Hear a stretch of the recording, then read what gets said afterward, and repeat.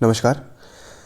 तो आज के सेशन में यहाँ पे एथिक्स का जो कि हमारा चल रहा है सेशन, ठीक है, दृष्टि आईएएस के जो क्लास नोट्स हैं उसको हम यहाँ पे डिस्कशन कर रहे हैं और ये हमारा अगला सेशन होगा, ठीक है, नारीवाद नैतिकता, जिसको हम देखेंगे, फेमिनिस्ट एथिक्स को यहाँ पे समझने का प्रयास करेंगे। इससे पिछले वीडियो अगर आपने नहीं देखे तो डेफिनेटली उसको जाके देखिए, इसके बाद ही इस वीडियो को देखिएगा। नारीवादी नैतिकता परंपरागत पश्चिमी नीति शास्त्र में महिलाओं के नैतिक अनुभवों को नीचा दिखाने और उनका अवमूल्यन करने वाले पहलुओं में संशोधन, पुनर्निर्माण और उन पर विचार का प्रयास है। नारीवादी विचारक एलिसन जैगर के अनुसार परंपरागत पश्चिमी नीति शास्त्र ने 5 तरीकों से नारी की गरिमा की हीन बनाया है। पहला, यह पुरुषों के अधिकार और रुचियों के विपरीत महिलाओं के अधिकार और रुचियों के प्रति बहुत ही कम चिंतित है।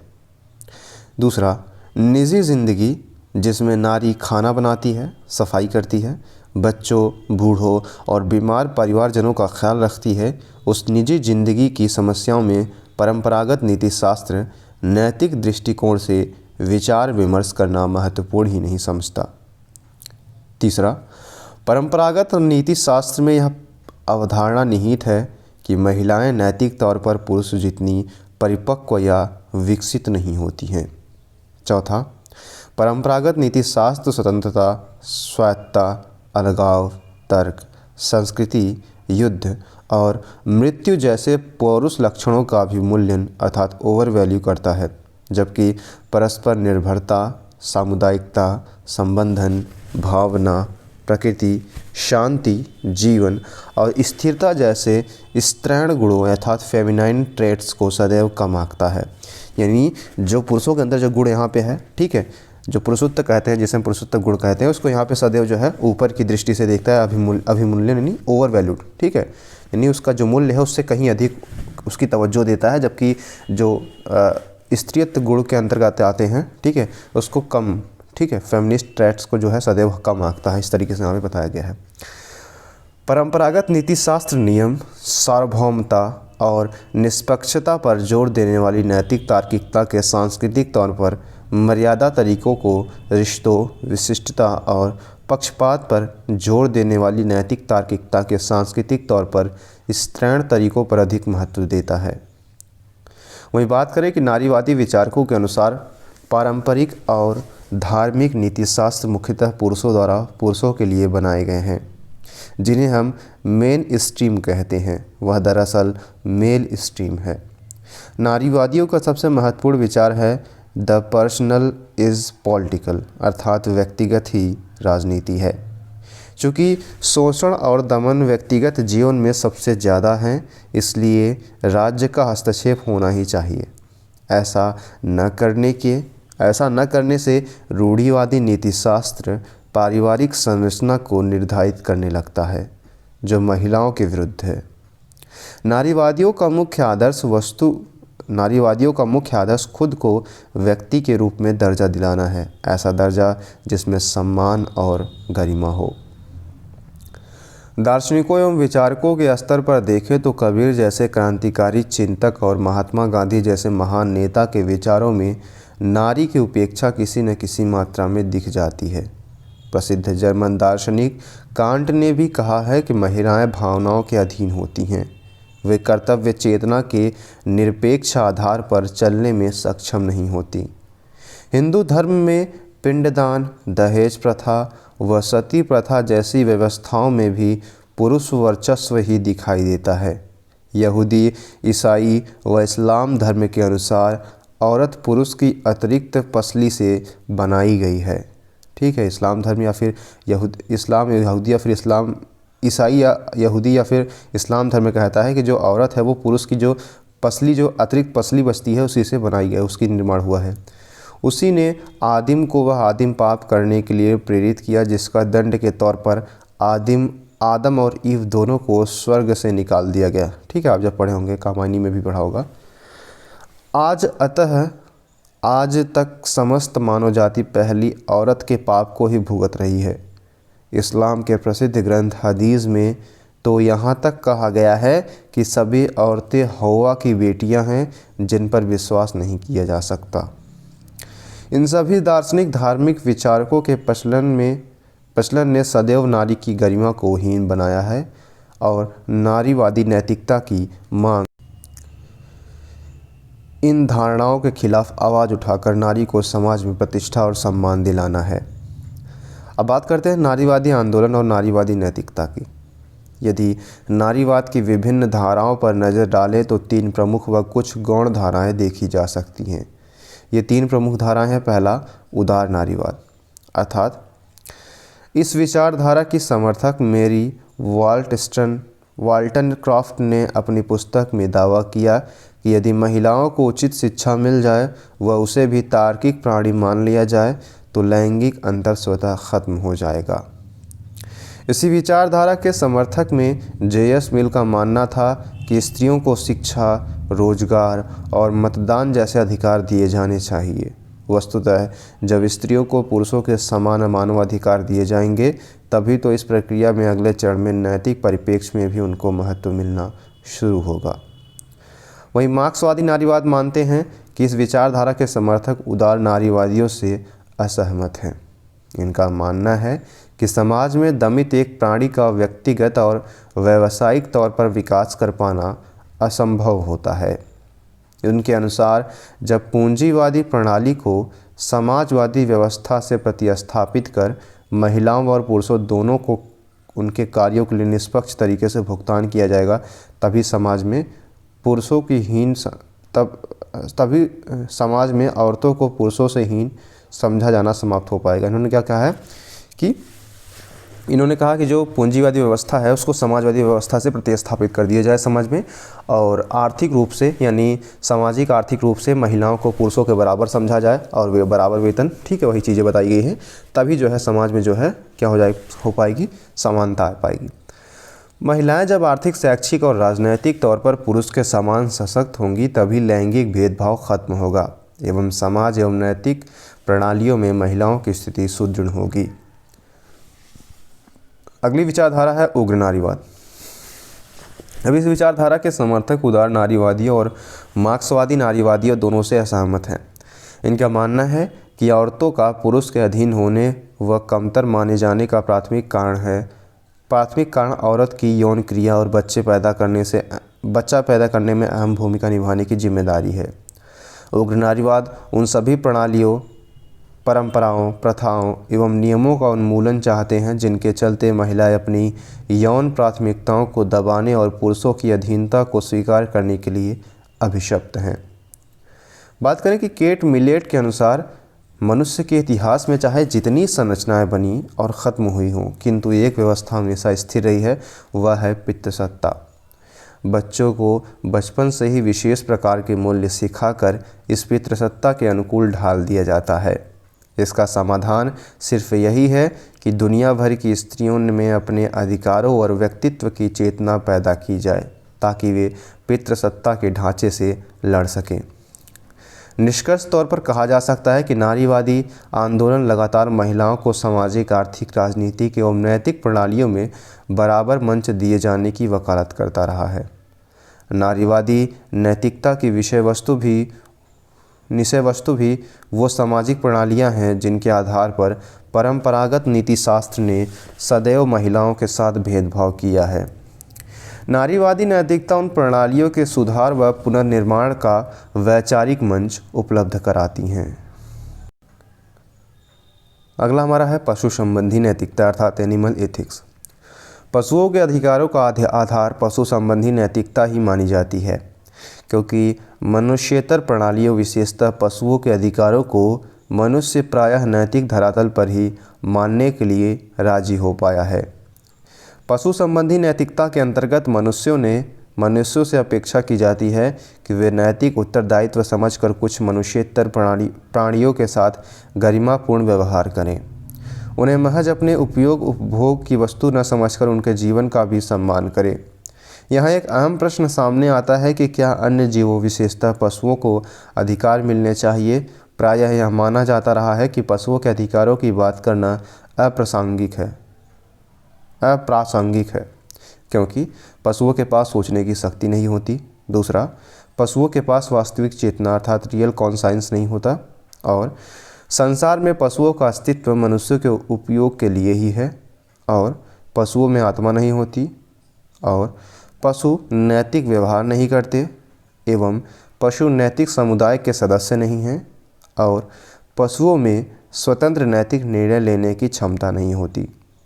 पाश्चात्य दार्शनिक रेले देकार्त और थॉमस एक्विनास भी पशुओं को किसी भी प्रकार के अधिकारों का पात्र नहीं मानते।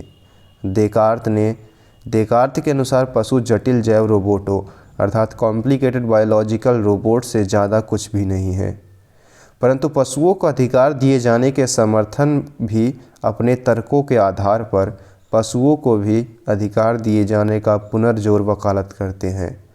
उनके अनुसार पशुओं के अधिकारों की रक्षा की जानी चाहिए क्योंकि मनुष्यों की तरह उनमें भी चेतना और जीवन है एवं मनुष्यों की तरह ही उनमें ही जैविक जटिलता है और वे अपने साथ घटित होने वाली घटनाओं को महसूस करते हैं तथा वे भी वस्तुओं अर्थात खाद्य आदि पदार्थों को लेकर अपनी पसंद नापसंद का चुनाव करते हैं एवं वे प्राकृतिक तौर पर अपने लिए सर्वश्रेष्ठ गुणवत्ता वाला जीवन जीने का प्रयास करते हैं तथा वे भी कुछ हद तक एक नियोजित जिंदगी जीते हैं और यदि जीवन काल और उसकी गुणवत्ता प्रभावित होती है तो इसे वे महसूस करते हैं।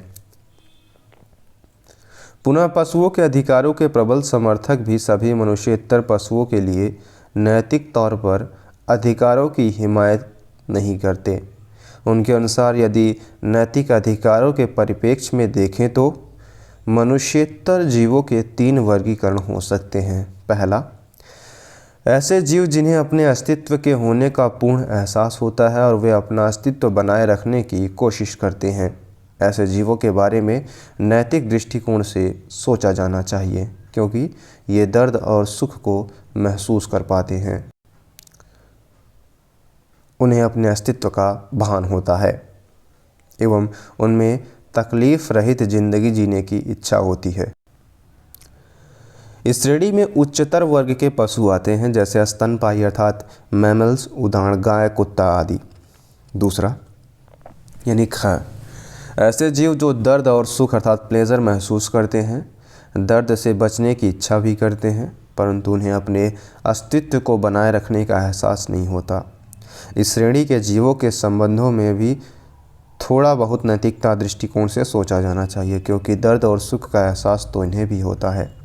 इस श्रेणी में मछली और रोडेट्स जैसे जीव आते हैं। तीसरा श्रेणी है, इन श्रेणी के जीवों के संबंध में नैतिक दृष्टिकोण से सोचने की आवश्यकता नहीं होती। मनुष्य इनके साथ जैसा चाहे वैसा व्यवहार करे क्योंकि इस वर्ग के जीव दर्द और सुख महसूस नहीं करते। इस श्रेणी में विभिन्न प्रकार के कीट, बैक्टीरिया, कवक, पेड़ पौधे आदि आते हैं। अब बात करते हैं ऐसी स्थितियां या फिर ऐसी मानव गतिविधियां जिनके चलते पशु अधिकारों और पशु संबंधी नैतिकता के लिए आवाज़ें उठी हैं। पहला है पशुओं के लिए क्लिनिकल ट्रायल। विश्व भर की फार्मास्यूटिकल कंपनियों और कॉस्मेटिक उत्पादक कंपनियां अपने उत्पादों का ट्रायल कर पहले चूहों, बंदरों व गिनी पिग जैसे जीवों पर करती हैं। इस दौरान ये जीव असहनीय पीड़ा से गुजरते हैं। इन जीवों की तड़प तड़प कर मौत हो जाती है। ट्रायल से पहले भी इन्हें बुरी स्थितियों में रखा जाता है। इन ट्रायल के पक्षकारों का मत है कि मनुष्य के स्वास्थ्य की रक्षा तथा उसका गंभीर बीमारियों से बचाव करने के लिए क्लिनिकल ट्रायल किए जाते हैं। किसी भी दवा का सीधे इंसानों पर ट्रायल नहीं किया जा सकता। पशुओं के अधिकारों के समर्थकों का मानना है कि यद्यपि कई बार ट्रायल जरूरी होता है परंतु उसे ऐसी विकसित तकनीकी सहायता से किया जाए ताकि जीव को कम से कम तकलीफ हो। कंप्यूटर मॉडल की सहायता से भी इसका विकल्प तलाशा जा सकता है। अगला है भोजन एवं कपड़ों के लिए पशुपालन एवं पशुवध। पशुओं के अधिकारों के समर्थकों का मानना है कि मनुष्य अपनी प्रकृति में मूलतः शाकाहारी है। उसका पाचन तंत्र शाकाहार के पाचन तंत्र के लिए पूर्णतः सक्षम है। फिर वह मांसाहार के लिए ललायित होकर क्यों जीवों को मारता है। जब तक शाकाहार का विकल्प उपस्थित हो, मनुष्य का नैतिक दायित्व बनता है कि वह सिर्फ अपनी जिह्वा के स्वाद के लिए अन्य जीवों को न मारे या किसी अन्य मनुष्य को ऐसा करने के लिए प्रेरित न करे। वहीं दूसरा और प्राचीन काल से ही मनुष्य जानवरों को मारकर उनकी खाल को वस्त्रादि के तौर पर इस्तेमाल करता आया है। उस समय की स्थितियों को तो समझा जा सकता है, परंतु आज जब इंसान के पास वस्त्र, जूते, पर्स आदि बनाने के लिए अन्य विकल्प अर्थात सिंथेटिक फाइबर आदि उपलब्ध हैं, तो क्यों बड़ी बड़ी कंपनियों के चमड़े के उत्पादों के लिए पशुओं को पाला जाता है, फिर ज़रूरत के अनुसार उनको निर्दयता से मार दिया जाता है। वही बात करें कि कई बार इंसान सिर्फ अपना शौक़ पूरा करने के लिए बेजुबान पशु पक्षियों का शिकार करता है और सुंदर पक्षियों की सजावट के लिए पिंजरे में कैद करके रखता है और बैल, ऊँट, घोड़े, गधे, हाथी जैसे जानवरों को पालतू बनाकर उनका शोषण करता है।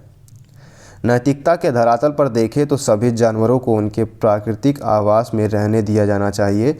यदि इंसान को उनका उपयोग ही करना है तो उनके साथ उचित व्यवहार करे, उनके रहने, खाने आदि का सही प्रबंध रखते हुए उनसे काम ले।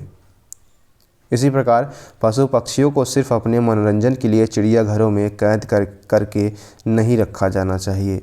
चिड़ियाघर में पशु पक्षियों को इंसानों के मनोरंजन रूपी साध्य के लिए साधन बना लेना भी नैतिक दृष्टिकोण से सही प्रतीत नहीं होता है।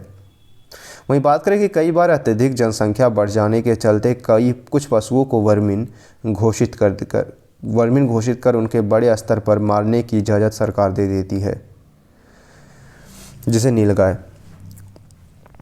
अब पर्यावरण एवं पशु संरक्षण के समर्थक इसका विरोध करते हैं। उनका मानना है कि ऐसी स्थिति मानवीय क्रियाकलापों के कारण ही उपस्थित हुई है।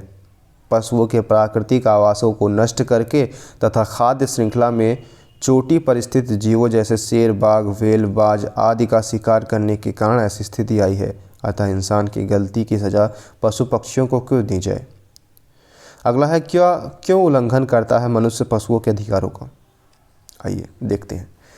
प्रजातीय श्रेष्ठता की भावना अर्थात स्पेसिज्म, जिसके अंतर्गत एक प्रजाति विशेष के सदस्य स्वयं को श्रेष्ठ मानने के पूर्वाग्रह से ग्रसित होकर अन्य प्रजातियों के सदस्यों को हीन समझते हैं।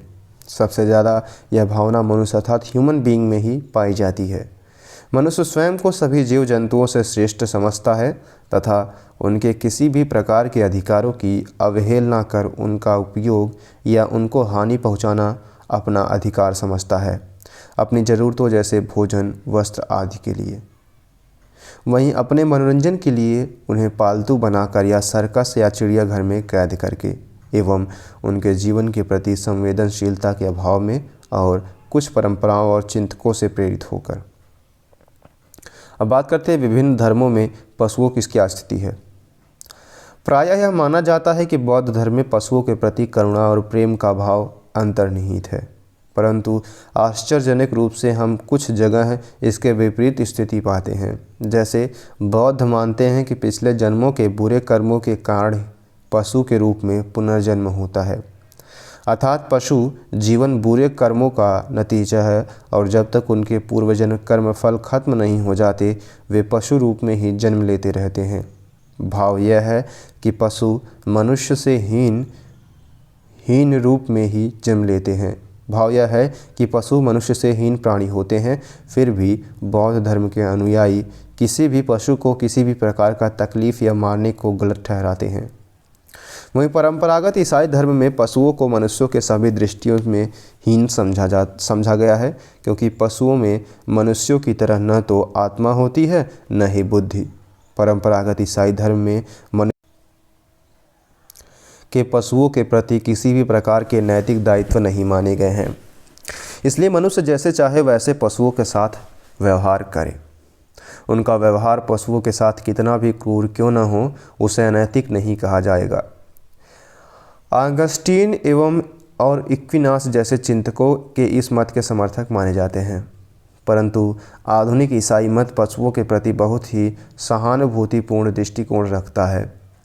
यद्यपि ज़्यादातर धर्मशास्त्री अभी भी यह स्वीकार करने से हिचकते हैं कि पशुओं के पास अधिकार होते हैं, परंतु वे भी यह मानते हैं कि कुछ पशुओं में इतनी स्वजागरूकता अर्थात सेल्फ अवेयरनेस और चेतना अर्थात कॉन्साइसनेस होती है कि उनके प्रति नैतिक दृष्टिकोण से भी सोचा जाना चाहिए।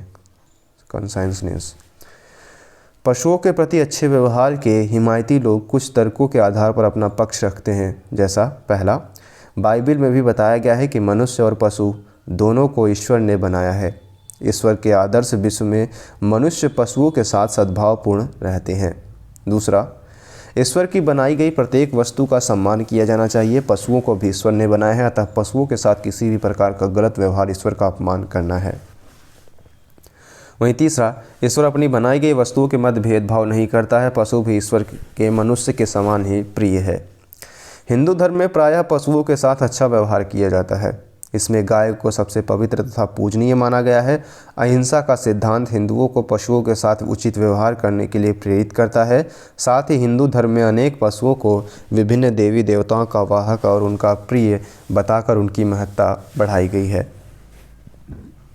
जैसा चूहा गणेश जी का वाहक, मोर कार्तिकेय का, गरुड़ विष्णु भगवान का, तो हंस सरस्वती देवी का वाहक बताया गया है।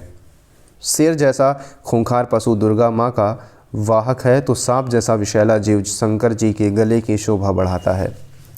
इस प्रकार विभिन्न पशुओं को देवी देवताओं से जोड़कर उनके प्रति उचित व्यवहार की अपेक्षा की गई है। हिंदू लोग प्रायः शाकाहारी होते हैं।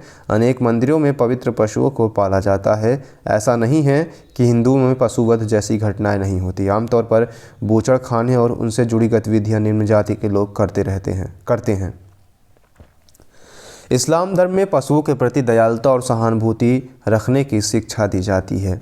कुरान में लिखा गया है कि सभी जीव जंतु अल्लाह की रचना है और अल्लाह को अपने बनाए गए सभी जीवों से असीम प्रेम है। परंतु उसमें यह भी लिखा गया है कि अन्य जीवों का अस्तित्व मनुष्य के लाभ के लिए ही है, लेकिन मनुष्य को चाहिए कि वह प्रेम पूर्वक और उचित तरीके से ही अन्य जीवों का उपयोग करे। कुरान में एक जगह साफ तौर पर लिखा गया है कि अल्लाह ने तुम्हारी सवारी के लिए, भूख शांत करने के लिए और एवं तुम्हें हृदय की इच्छाओं की संतुष्टि के लिए विभिन्न प्रकार के पशु पक्षियों की रचना की है। मुस्लिम बकरीद जैसे मौक़ों पर शरिया कानून के मुताबिक मारे गए पशु का मांस ही खाते हैं। जब पशु अधिकारों के समर्थक उनकी इस क्रूर परंपरा पर उंगली उठाते हैं तो मुस्लिम प्रायः यह तर्क देते हैं कि मुस्लिम कानून के तरीके से जीव को जब मारा जाता है तो उसे बहुत ही कम दर्द और तनाव होता है। हमारा अगला टॉपिक है राजनीतिक नैतिकता अर्थात पॉलिटिकल इथिक्स।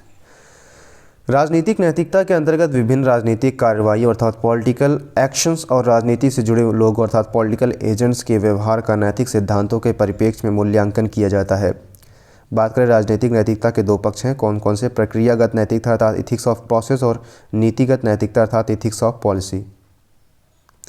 जहां प्रक्रियागत नैतिकता के अंतर्गत लोक सेवकों अर्थात पब्लिक ऑफिशियल्स और उनके कार्य करने की प्रक्रिया का नैतिक आधारों पर मूल्यांकन होता है, वहीं नीतिगत नैतिकता के अंतर्गत विभिन्न नीतियों एवं कानूनों की नैतिक संदर्भों में समीक्षा करना शामिल है।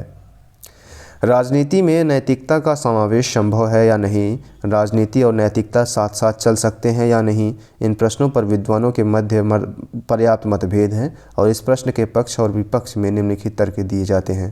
पहला, राजनीति और नैतिकता साथ साथ नहीं चल सकती हैं क्योंकि पहला, राजनीति में आदर्श, सिद्धांत, नैतिक प्रतिबद्धता की अपेक्षा अवसर या लाभ को ही प्राथमिकता मिलती है। इससे इसमें सत्ता प्राप्ति रूपी लक्ष्य अन्य सभी तत्वों को गौण बना देता है। दूसरा, क्योंकि अनेक महान विचारकों ने इस दोनों की असंगता पर अपने विचार दिए हैं और उनके पास ऐसे विचार उनके अनुभव एवं अवलोकन का ही परिणाम है, इसलिए उनकी बातों को नकारना समझदारी भरा कदम नहीं कहा जा सकता है। तीसरा, यदि किसी राजनीतिक संकट को हल करने की स्थिति में नैतिक आयामों पर जोर दिया जाता है तो स्थिति और जटिल हो जाती है। नैतिकता उस संकट को कई ऐसे आयाम दे देती है जिससे संकट का हल निकालना बहुत मुश्किल हो जाता है, क्योंकि प्रत्येक व्यक्ति का एक विशिष्ट व्यक्तित्व होता है और वह उसी के अनुसार सोच विचार करता है।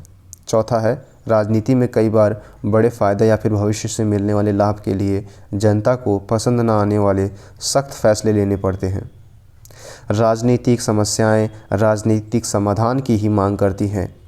ऐसे फैसले लेने के मौक़ों पर नैतिक आयामों पर ज़्यादा विचार करने से फैसले लेने में बड़ी दिक्कतें आती हैं, क्योंकि जब बात बहुजन हित की हो तो छोटे छोटे समझौते करने पड़ते हैं।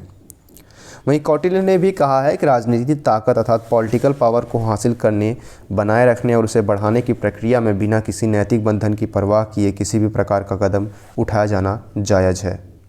तो वही बात करें, अगला जो हमारा है कि आमतौर पर व्यक्तिगत नैतिकता को राजनीति क्षेत्र में प्रत्यक्षतः थोप दिया जाता है। यह मान लिया जाता है कि यदि नेता ईमानदार और न्यायप्रिय है तो उसमें सच्चाई और लोकतंत्र के प्रति सम्मान है तो वह शासन भी वैसे ही चलाएगा, परंतु व्यवहार में ऐसा नहीं हो पाता, क्योंकि राजनीतिक समस्या का तो राजनीतिक समाधान ही संभव है। अगला हमारा है राजनीतिक और नैतिकता दोनों का साथ होना संभव है। पहला, इसके पक्ष में जो तर्क दिए जाते हैं कि हमारी राजनीति के मूल में राष्ट्रपिता महात्मा गांधी की शिक्षाएं एवं आदर्श हैं। हमारा संविधान भी प्रशासन और राजनीति को नैतिक आदर्शों सिद्धांतों के अनुरूप चलाने की अपेक्षा रखता है। ये अपेक्षाएं इसी आधार की मान्यता पर टिकी हैं कि राजनीति में भी नैतिकता संभव है। वहीं बात करते हैं नीतिवाद अर्थात मोरलिज्म। किसी भी प्रकार की राजनीतिक प्रणाली में आदर्श नैतिक मूल्यों की प्राप्ति को अंतिम लक्ष्य के तौर पर प्रस्तुत करता है और इन मूल्यों को नियामक या फिर प्रेरणादायक के तौर पर स्वीकारता है। व्यवहारवाद अर्थात प्रैग्मैटिज्म भी अलग अलग राजनीतिक परिस्थितियों में नैतिकता की महत्ता को जांचता रहता है तथा तदनुरूप फैसले लेता है। इन दोनों स्थितियों में जाहिर होता है कि नैतिकता को राजनीति के साथ एकीकृत किया जा सकता है। वहीं अगर अगले तर्क की बात किया जाए तो कानूनों को भी सदैव न्याय, समन्वय, निष्पक्षता और उत्तरदायित्व जैसे नैतिक मूल्यों के समानांतर जांचा जाता है। इस प्रकार की तुलना का उद्देश्य कानून को चुनौती देने और बदलने के लिए किया जाता है। यदि वह नैतिकता और मूल्यों से सुसंगत न हो तो समाज के विकास के साथ साथ नैतिकता की स्वीकार्यता बढ़ने की अपेक्षा की जाती है। कानून और नैतिकता की तुलना से यह भी साबित होता है कि कानून नैतिकता को निर्धारित नहीं करता, बल्कि नैतिकता ही कानून की समीक्षा करती है। अतः हम राजनीति में नैतिकता को नज़रअंदाज नहीं कर सकते हैं। वहीं इसके पक्ष में अगला तर्क है कि यह सच है कि कौटिल्य और मैकियावेली जैसे विद्वानों को राजनीति में नैतिकता की प्रासंगिकता पर शंका है, परंतु ये स्वयं भी राजनीतिक निरंतरता, स्थायित्व और मजबूती के लिए न्याय एवं लोक कल्याण को सबसे बड़ी पूंजी मानते हैं। इस प्रकार न चाहते हुए भी नैतिकता राजनीति में घुल मिल जाती है। वहीं इसके पक्ष में अगला तर्क है कि राजनीति में नैतिकता की उपस्थिति हमेशा चाहे न दिखाई देती हो, परंतु राजनीतिक निर्णयों एवं नीतियों के परिणामों में वह जरूर दृष्टिगोचर होती है। तो इस तरीके से कहा जाए तो राजनीति नैतिकता से भिन्न नहीं है, बल्कि उसी में समाहित होती है। ठीक है, अब राजनीतिक नैतिकतावाद के अंतर्गत हम यहाँ पे देखेंगे विचारधाराओं को कुछ। ठीक है, कौन कौन सी विचारधाराएँ हैं। एक तो है संशयवाद, ठीक है, स्पेक्टिसिज्म, जिसे देश राजनेता कैसे अपनाएं। ठीक है, पहली संशयवाद है, यानी कि इसे जो राजनीतिक नैतिकता है इसे या देश या फिर राजनेता कैसे अपनाएं। दूसरा है निराशावाद अर्थात साइनिज्म अर्थात व्यवहारिक राजनीति, रियल पॉलिटिक की सच्चाई क्या है, इसकी के अंतर्गत देखेंगे। और राजनीतिक नैतिकता के अन्य पहलुओं के अंतर्गत हम नीतिवाद अर्थात मोरलिज्म को देखेंगे, जिसमें हम संयुक्त राष्ट्र, मानवाधिकार संगठन और गैर सरकारी संगठन में देखेंगे कौन कौन सी राजनीतिक नैतिकता विद्यमान है। और इसी के अंतर्गत व्यवहारवाद यानी प्रैग्मैटिज्म को यदि फ़ायदेमंद रहे तो सही, ठीक है, अगर देखेंगे। ठीक है, व्यवहारवाद के अंतर्गत भी इसके यहाँ राजनीतिक नैतिकता को पढ़ने का प्रयास करेंगे। इसी प्रकार से हमारा अगला जो टॉपिक है वो है अभिवृत्ति। अभिवृत्ति को हम समझने का प्रयास करेंगे यहाँ पर, एटीट्यूड जिसे हम कहते हैं इंग्लिश में। ठीक, अब इसको भी विकास देवीकीर्ति सर ने जो है डिफाइन किया है कि एटीट्यूड का अर्थ जो आप समझते हैं अपनी नॉर्मल लाइफ में वो चीज़ें नहीं होती हैं। ठीक है, एक बहुत एटीट्यूड है, इस तरीके से ये चीज़ें यहाँ पे डिफाइन नहीं की गई। एथिक्स की दुनिया में एटीट्यूड का जो अर्थ होता है वो अलग होता है। अब हम पढ़ेंगे अभिवृत्ति क्या है, यानी एटीट्यूड क्या है, अभिवृत्ति की अंतर्वस्तु यानी कॉन्टेंट ऑफ एटीट्यूड को हम समझने का प्रयास करेंगे। आइए देखते हैं। अभिवृत्ति का सामान्य अर्थ किसी मनोवैज्ञानिक विषय पर यानी साइकोलॉजिकल ऑब्जेक्ट अर्थात व्यक्ति, वस्तु, समूह, विचार, स्थिति या कुछ और जिनके बारे में भाव आ सके के प्रति सकारात्मक या नकारात्मक भाव उपस्थित है। ठीक है, यानी अभिवृत्ति क्या अर्थ है कि किसी भी मनोवैज्ञानिक विषय पर सकारात्मक या नकारात्मक भाव की उपस्थिति ही क्या कहलाती है, एटीट्यूड कहलाती है। ठीक है, उदाहरण के लिए वर्तमान भारत में पश्चिमी संस्कृति और ज्ञान के प्रति सकारात्मक अभिवृत्ति है। ठीक है, यानी जो है पॉजिटिव एटीट्यूड है, जबकि पारंपरिक तथा रूढ़िवादी मान्यताओं के प्रति आमतौर पर नकारात्मक अभिवृत्ति दिखाई पड़ती है, यानी निगेटिव जो है दिखाई पड़ती है, निगेटिव एटीट्यूड। अभिवृत्ति की परिभाषा में समय के साथ परिवर्तन आया है। शुरुआती परिभाषाओं में इसके केवल एक पक्ष पर बल दिया जाता है, जिसे मूल्यांकन परक पक्ष अर्थात इवैल्यूएटिव या भावनात्मक अर्थात अफेक्टिव पक्ष कहा जा सकता है। सन 1946 में थर्स्टन ने इनकी परिभाषा देते हुए कहा कि किसी मनोवैज्ञानिक विषय के पक्ष या विपक्ष में सकारात्मक या नकारात्मक भाव की तीव्रता को अभिवृत्ति कहते हैं। वहीं कालांतर में कुछ मनोवैज्ञानिकों ने इस बात पर बल दिया कि अभिवृत्ति में सिर्फ भावनात्मक पक्ष नहीं होता बल्कि संज्ञानात्मक पक्ष यानी कॉग्निटिव एस्पेक्ट भी होता है, अर्थात एक जानकारी या विश्वास की उपस्थिति भी होती है। उदाहरण के लिए अगर कोई पुरुष कहता है कि महिला अतार्किक होती है तो इसमें महिलाओं में तर्क बुद्धि कम होने का विश्वास अंतर्निहित है और साथ ही उनके प्रति नकारात्मक भावना भी शामिल है। सन 1980 से 1990 के बाद अभिवृत्ति की परिभाषा और व्यापक हो गई। इन परिभाषाओं में निहित दृष्टिकोण को ABC यानी अफेक्टिव, बिहेवियरल और कॉग्निटिव के यंत्र में हम देखेंगे। ठीक है, इन परिभाषाओं में निहित दृष्टिकोण को ABC दृष्टिकोण कहा जाता है। यहाँ A अफेक्टिव या भावनात्मक है और B बिहेवियरल अर्थात व्यवहारात्मक है, जबकि C कॉग्निटिव या संज्ञानात्मक है। इसे हिंदी में संभाव्य यानी संज्ञानात्मक, भावनात्मक और व्यवहारात्मक कहते हैं। ठीक है, संभाव्य आप याद रखेंगे। इस दृष्टिकोण के समर्थक मानते हैं कि अभिवृत्ति किसी मनोवैज्ञानिक विषय के प्रति इन तीन संगठकों की अपेक्षाकृत अस्थायी मानसिकता है। यानी किसी भी व्यक्ति या फिर वस्तु के प्रति जो हमारी अभिवृत्ति होती है वो इन्हीं तीन बेसिस पे हम यहाँ पे डिफाइन करते हैं। यानी संज्ञानात्मक हो सकती है, या तो भावनात्मक होगी या फिर व्यवहारात्मक होगी। ठीक है, इन तीन स्तरों पर हम यहाँ पे हमारी अभिवृत्ति जो है वो तैयार होती है किसी भी वस्तु की या फिर व्यक्ति के प्रति। उदाहरण के लिए यदि कोई श्वेत अश्वेतों के प्रति नकारात्मक अभिवृत्ति रखता है तो उसमें तीन पक्ष होंगे। पहला, उसके पास कुछ ऐसी जानकारियाँ होंगी जिनसे साबित होता हो कि अश्वेत बुरे होते हों। ये जानकारियाँ गलत हो सकती हैं किंतु उसे विश्वास होगा कि ये सही हैं। इसमें जो है संज्ञानात्मक है। ठीक है, जो उसके संज्ञान है कि हाँ ये जानकारियाँ सही है, जबकि गलत भी हो सकती हैं। वो जानकारियों का अर्थों पर यहाँ पे डिफाइन करता है अपनी एटीट्यूड को। वह अश्वेतों के प्रति नफरत या घृणा जैसी भावनाएं अनुभव करेगा, यह भावनात्मक पक्ष हो गया। अब तीसरा है कि वह किसी अश्वेत को देखकर नकारात्मक प्रतिक्रिया करेगा, जैसे उससे दूर बैठना, हाथ न मिलाना या गालियाँ देना आदि। ये हो गया व्यवहारात्मक पक्ष। अब सामान्यतः माना जाता है कि अभिवृत्ति इन तीनों पक्षों से मिलकर बनती है। हालांकि समकालीन अनुसंधानों के अनुसार अभिवृत्ति में व्यवहारात्मक पक्ष का उपस्थित होना अनिवार्य नहीं है। कभी कभी ऐसा हो सकता है कि कोई व्यक्ति किसी अन्य व्यक्ति या समूह के बारे में गलत धारणाएं रखता हो, जिसे संज्ञानात्मक कहते हैं, या फिर बुरी भावनाएं रखता हो, जिसे भावनात्मक कहते हैं, किंतु नैतिक मूल्य और फिर सामाजिक दबावों अर्थात लड़ाई झगड़े के भय से अपनी अभिवृत्ति के अनुकरण आचरण न करे। ठीक है, यानी उसमें व्यवहारात्मक जो पक्ष है वो चीज़ ना आ पाए। जैसे कि मैं मान लीजिए कि मेरा कोई भाई है, ठीक है, मेरी जो अभिवृत्ति है कि मैंने एक विचारधारा बन गई कि ये बहुत दुष्ट है। ठीक है, वो लड़ाई झगड़ा हमेशा करता है और उसकी जो विचारधाराएं हैं वो गलत है। दूसरी क्या है कि मैं उसे पसंद नहीं करता हूँ। ठीक है, एक व्यक्तिगत तौर पर मैं उसे पसंद नहीं करता हूँ और ये भावनात्मक हो गई, लेकिन मैं इसको रिप्रेजेंट नहीं करूँगा, यानी जो तीसरा पक्ष है ये सामने नहीं आ पाएगा। तो इन द सेंस किसके डर से नहीं आ पाएगा? लड़ाई झगड़ा ना हो जाए या इस तरीके से जो है व्यक्त करने पर ये चीज़ें सामने ना आ पाए। अब जैसे अफ्रीका में घूमते समय श्वेत व्यक्ति अश्वेतों के प्रति वैसा आचरण नहीं करेगा जैसा अपने देश में कर सकता है। ठीक है, अगर आप किसी अश्वेत देश में गए हैं तो आप हो सकता है कि आपका जो है माइंडसेट हो या उसी तरीके से कि ये बुरे होते हैं, गंदे होते हैं, लेकिन आप उसको जो है व्यवहारात्मक पक्ष के अंतर्गत बाहर नहीं आने देंगे। ठीक है, अब बात करते हैं अभिवृत्ति की विशेषताओं की, यानी फीचर ऑफ एटीट्यूड की।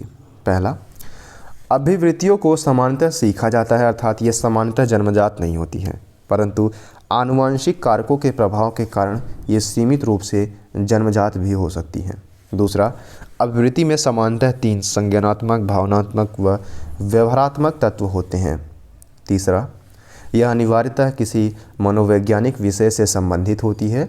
और चौथा, अभिवृत्ति अपेक्षाकृत अस्थायी होती है, एक बार बनने के बाद यह आसानी से परिवर्तित नहीं होती है। पांचवा, अभिवृत्ति में व्यक्ति को प्रेरित करने की क्षमता होती है, जैसे यदि कोई व्यक्ति किसी अन्य व्यक्ति के प्रति सकारात्मक अभिवृत्ति रखता हो तो वह उसके जैसा बनने के लिए प्रेरित हो सकता है। ठीक है, सकारात्मक अभिवृत्ति है तो। छठा, विभिन्न अभिवृत्तियों की तीव्रता भिन्न भिन्न होती है। सातवां, अभिवृत्ति किसी विषय के प्रति दो ही प्रकार के विकल्पों से बनती है। पहला सकारात्मक या नकारात्मकता, और दूसरा सकारात्मक या और नकारात्मक। या तो सकारात्मक होगी या तो नकारात्मक होगी, या दोनों साथ में होगी। ठीक है, दो ही प्रकार की अभिवृत्तियाँ बनती है। अब अभिवृत्ति एवं संबंधित धारणाओं की बात की जानी एटीट्यूड एंड रिलेटेड कॉन्सेप्ट की मैं बात करता हूँ, जिसके अंतर्गत हम अभिवृत्ति एवं मूल्य की बात करेंगे, यानी एटीट्यूड एंड वैल्यू की। अभिवृत्ति व मूल्य दोनों ही सीखे जाते हैं, दोनों ही अपेक्षाकृत अस्थायी होते हैं और एक बार निर्मित हो जाने के पश्चात इनमें आसानी से परिवर्तन नहीं किया जा सकता। ये दोनों ही व्यक्ति के व्यवहार को प्रभावित करते रहते हैं और अभिवृत्ति हमेशा किसी मनोवैज्ञानिक विषय के प्रति होती है, जबकि मूल्य सामान्य तथा व्यापक होते हैं। अमूर्त होने के कारण मूल्यों का संबंध किसी वस्तु विशेष से नहीं होता है, जबकि अभिवृत्तियाँ प्रायः मूल्यों से ही उत्पन्न होती है। उदाहरण के लिए यदि किसी व्यक्ति का मूल्य अहिंसा है तो वह पेटा अर्थात people for the ethical treatment of many animal जैसी संस्थाओं के प्रति सकारात्मक है, जबकि बलि प्रथा जैसी कुरीतियों के प्रति नकारात्मक अभिवृत्ति रखेगा। वहीं मूल्यों में परिवर्तन होने से अभिवृत्तियाँ भी स्वाभाविक रूप से बदलने लगती हैं। उदाहरण के लिए यदि किसी व्यक्ति के मूल्य सांप्रदायिक हैं तो वह दूसरे धर्म के प्रति नकारात्मक अभिवृत्ति रखेगा। यदि उसका मूल्य बदल कर धर्म समन्वय हो जाए तो अन्य धर्मों के प्रति उसकी अभिवृत्ति जो है बदल जाएगी। अब विशिष्ट परिस्थितियों में भी ऐसा हो सकता है कि अभिवृत्तियाँ जो है, यदि उसका मूल्य बदलकर धर्म समन्वय हो जाए तो अन्य धर्मों के प्रति उसकी अभिवृत्ति भी बदल जाएगी। विशिष्ट परिस्थितियों में ऐसा भी हो सकता है कि अभिवृत्तियाँ मूल्यों को निर्धारित करें।